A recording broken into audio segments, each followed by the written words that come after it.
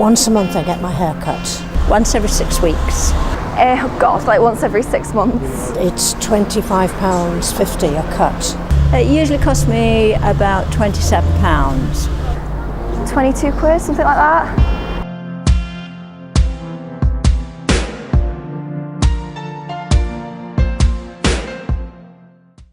There are more than 35,000 hair salons in the UK, with an annual turnover of more than £6 billion. It's safe to say that we are pretty obsessed with our hair, but how much effort do we really go to in order to look after it? When I actually style my hair and I've actually spent time on it, I feel more confident, as in I feel like I look different to people, so I feel more confident towards them, which is a very drastic change. Most of my colours I do 2 colours, I do 3 colours, I do 1 colour. I've been every one so far. To maintain, it costs about, because hair dye, a pack is about £5 roundabout. So if you're going to maintain it, it's about, I don't know, I mean, including haircuts, about £20 a month. It's not too much. And the colours were done by a friend, by my mum on occasion, and by myself on very rare occasions, depending on the colour. Hair frames our faces and is essential in maintaining our identity. But how does this affect people who are identical? I wouldn't say it's important, but I think it helps us to try and make ourselves look different. Like, if we both had long hair, I don't know whether we'd both feel as confident because we'd feel stupid because we've got the same hair, if that makes sense. Got the same faces, so you can't even change it really, can you?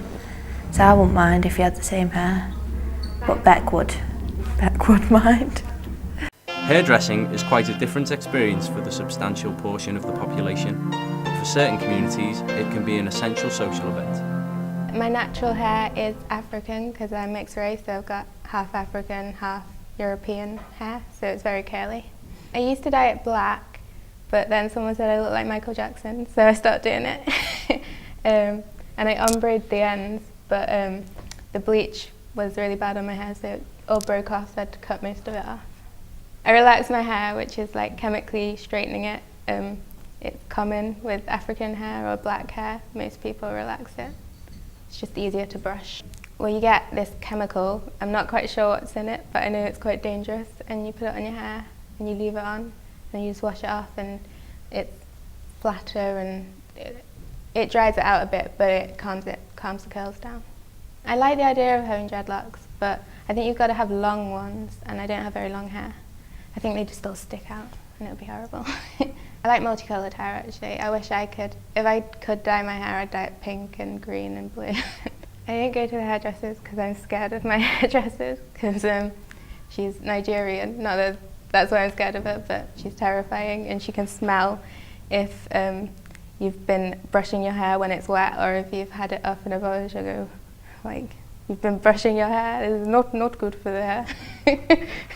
And she's terrifying. The last time I went to the hairdressers, I think I was 9, and black hairdressers are like, you have all your hoods for the rollers, and then they all just sit around cutting the hair, and it's different. It's an experience to normal hairdressers.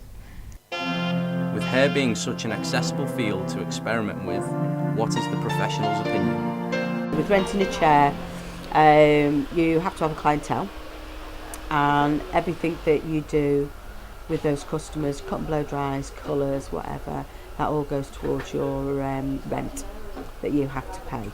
So once a month you have rental to pay, you buy stock and things like that. I just love the overall side of it, you know, people coming in, wanting to be totally different going out, and it's just a matter of feeling good once they've gone out the door, you know.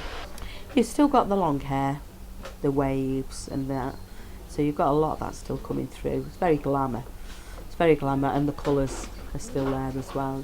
You do not do your hair at home, your own colours, things like that. When you do, you always end up coming back to a salon, for the salon to repair it for you, and then you end up paying more money. Your hair scissors are your most important thing to have, you know what I mean? So everybody has their own type of scissors to work with and sizes. So they're all different sizes. They're not just a pair of scissors. It's the right size for your right hand. You're looking about £70 and over for a decent pair of scissors. There are loads of different styling products on the market, so you've got to find the one that suits you and suits your customer. We have mousses for blow drying that give the hair body, and then of course there's your colouring, tints, permanent tints, bleaching, semi-permanents, and then we use perm lotion for people that want their hair curly.